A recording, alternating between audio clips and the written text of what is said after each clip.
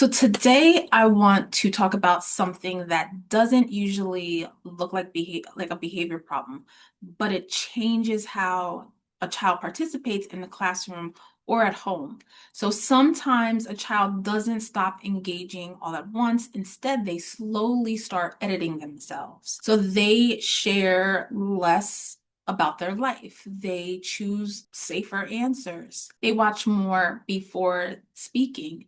So nothing obvious happened, but they've been studying the room. They're trying to figure out what parts of themselves work there and what parts don't. So young children don't think about this in big social terms. They're not thinking about acceptance or identity. The question that they're actually answering is it okay for me to fully be here or only certain versions of me? And they figure that out almost entirely from adult reactions. So preschoolers are constantly observing how people respond to differences, not big dramatic differences, just ordinary differences. So maybe a child talks about a food their family eats that no one else recognizes. Maybe they pronounce a word differently. Maybe they describe a holiday or a relative or a routine or something about home that doesn't match what most children experience. And after something like that happens, they could possibly look at the adult's reaction. So does the adult pause and show interest? Does the adult help the group understand? Or do they quickly redirect back to what feels familiar? And adults usually think of those types of choices as keeping the lesson moving, but children don't experience it that way. They experience it as information about which parts of people fit comfortably into this space. So even without being mean, children start learning which contributions are easy to receive and which ones create subtle tension in the room. As teachers, and as a former teacher, we often try to create a comfortable environment for children, and that's a good idea. But comfort can come from two different places. One way is sameness, where everything stays predictable, everything is neutral and familiar. And then the other way is acceptance. So differences show up and the room adjusts naturally. In an environment where the focus is on sameness, children participate carefully. They wait to see if their idea matches what usually happens before they share it. An environment focused on belonging, they can participate freely because they learn that the group can handle and adjust to different input from all the children. When a child becomes unsure, they don't usually act out first. Sometimes they withdraw first and they simplify themselves.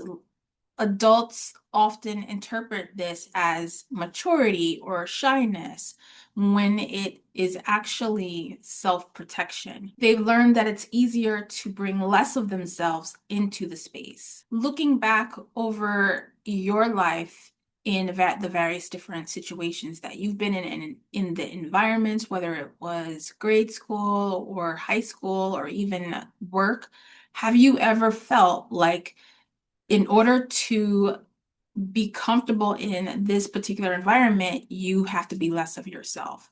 I know I have.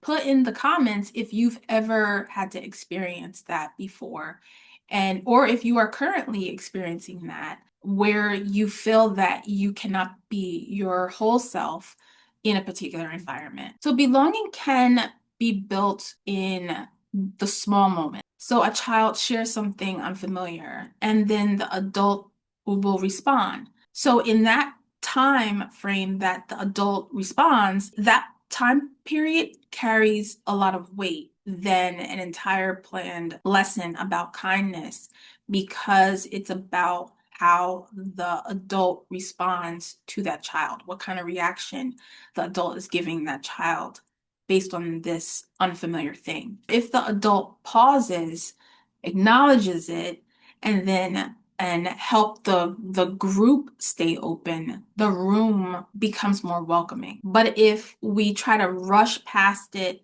then the room can start to feel like it's closing in. And you don't have to turn every comment into a discussion. So the goal isn't necessarily to spotlight these things. The goal is to show that differences don't interrupt the participation, and the flow of the lesson or the classroom. And we, including children, are trying to figure out whether a particular space adjusts for the people, or whether the people have to adjust to stay comfortable in that particular space. And of course, they're not saying this, but you can tell how they show up in the environment. After a lot of these moments, there is a decision that is made, and the decision is to decide whether to stop bringing certain parts of their life into the conversations. So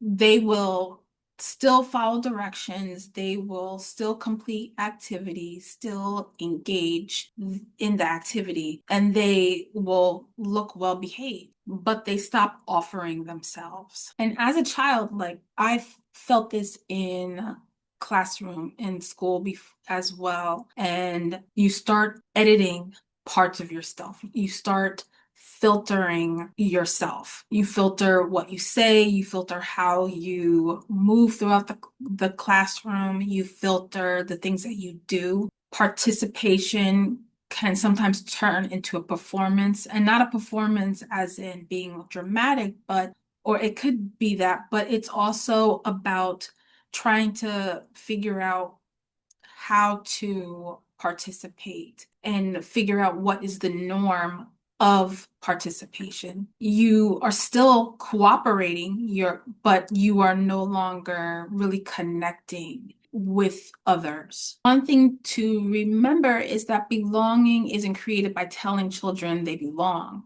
It's created by how adults respond when something unfamiliar enters the space or the environment. So each time a child shares something different, everyone else has a chance to learn something about them and those differences. And if the adult leans into that, the group learns curiosity. But if the adult moves past it quickly, kind of ignoring it, the group learns to be cautious, and basically cautious about what they can contribute to the group. And basically, these reactions become kind of like their rules, and then they will start to carry these rules with them into every new environment they enter. And how do I know this? Because that's what I did as well. So sometimes the most important part of our teaching isn't what we plan to say, but it's what we make room for when a child shows us who they are.